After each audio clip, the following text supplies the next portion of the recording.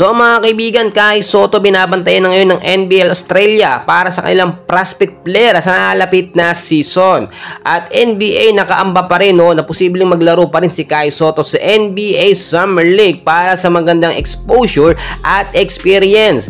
And bago tayo magpatuloy kaibigan, please huwag mong kalimutan mag-like and subscribe and pa-hit ng notification bell.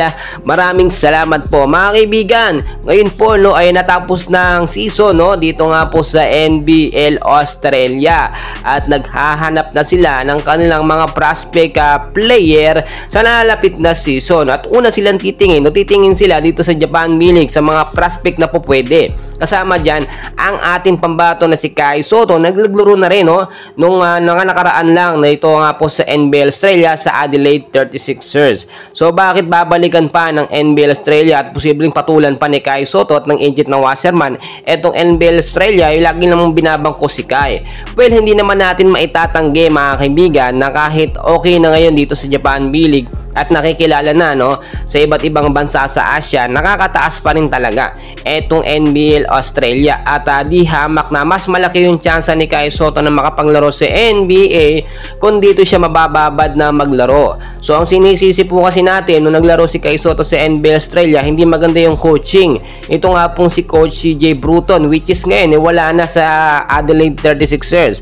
So magandang makapaglaro si Kai Sotto sa NBL Australia, pero kaibigan, sa ibang team at hindi naman sa Adelaide, mas maganda ma-expose or magkaroon ng ibang kupunan si Kai Sotto. Tulad na lang dito sa Japan B-League, nanggaling si Kai Sotto sa Hiroshima hanggang napunta sa Yokohama B Corsair. Pero dito sa Yokohama naman nakita natin nung una lang sila magaling pero bandang huli bulok din ng sistema nitong si Coach Aoki Taketo. Si Kai Sotto natin tinatago minsan naman binababad ng alanganin na. Kaya naman mga kaibigan, ayon din sa ating mga nakuhang updates, malaki ang tsansa na si Kai Sotto ay magkaroon ng kontrata dito. Kasi yung dating mga kasabayan ni Kai Sotto o yung mga player po na nanggaling dito sa Asia na talagang maganda yung pinakita na nag-champion din sila, agad-agaran nabigyan ng kontrata.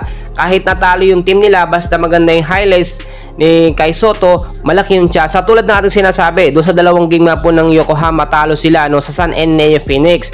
Pero masaya ang mga Filipino fans kasi ang taas ng stats ni Kai Sotto, nakapag-average siya ng 23 points doon sa dalawang game na yon. Total 46 points sa 2 games. Bibihira po yung nakakagawa na ganyang sentro mga kaibigan. Usually yung mga sentro, madalas lang yan sa depensa at ofensa. Tignan nyo mabuti si Scott, yung kakampi ni Kai Sotto sa Yokohama, yung kapalitan niya na sentro, walang nagagawang puntos, depensa lang pero si Kai Sotto all around, depensa, ofensa, lahat po yan. Rebounds nakita naman natin, may tira din sa gitna kaya talagang maaasahan. Bukod pa po dyan mga kaibigan, ito pa isang ating updates, nakaamba na rin ang mga NBA teams. Posible pa rin maglaro si Kai Sotto dito sa NBA Summer League. Alam naman natin, natuso na ngayon ng agent ng Wasserman ni Kai, kailangan kontrata muna bago maglaro sa NBA Summer League. Pero posibleng hindi rin makapaglaro kasi nga paghahanda ni Kai Sotto at kailangan niya mag-practice dito sa Gilas, Pilipinas para sa nalapit na Olympic qualifying tournament. Sa July na rin yan mga kaibigan. So sabay-sabayan, mamimili na lang ang ating pambato ni si Kai Sotto. Pero recently, alam naman natin, inamin ni Kai na priority niya dito sa FIBA Olympic qualifying tournament. Well mga kaibigan, patuloy ko po kayong update and please huwag kalimutan mag-like and subscribe. Marami